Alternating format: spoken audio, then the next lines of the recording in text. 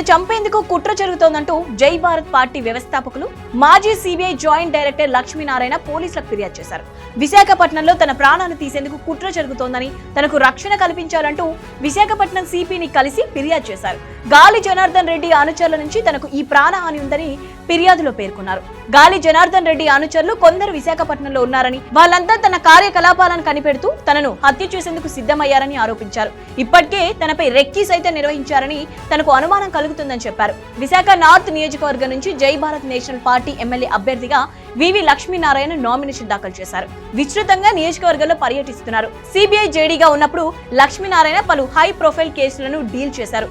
సత్యం Ramalinga Raju case నుంచి మొదలుకొని గాలి జనార్దన్ రెడ్డి అక్రమ మైనింగ్ వ్యవహారం, అక్రమాస్తుల కేసులో సీఎం వైఎస్ జగన్ కేసును సైతం డీల్ చేశారు. సీఎం జగన్ పై సిబిఐ, ఈడీ కేసుల వరకు అనేక కేసులను డీల్ చేసిన లక్ష్మీనారాయణ దేశంలోనే మంచి పవర్ఫుల్ పోలీస్ ఆఫీసర్ గా పేరొందారు. అనంతరం యూపీ క్యాడర్ ఐపీఎస్ కు రాజీనామా చేసి ప్రజల జీవన స్థితిగతులపై అధ్యయనం చేశారు. అనంతరం 2019లో రాజకీయాల్లో చేరారు. జనసేన పార్టీ తీర్థం పుచ్చుకున్నారు. విశాఖపట్నం లోక్ సభకు జనసేన పార్టీ అభ్యర్థిగా పోటీ చేసి 2,88,000 ఓట్లు సాధించి 3వ స్థానంలో నిలిచారు. అనంతరం జరిగిన రాజకీయ పరిణామాల నేపథ్యంలో జనసేన పార్టీకి గుడ్ బై చెప్పేశారు. ఆ తర్వాత పలు పార్టీల నుంచి ఆహ్వానాలు అందాయి. కానీ ఆయన ఏ పార్టీలోనూ చేరలేదు. సొంతగా జై భారత్ నేషనల్ పార్టీని స్థాపించారు.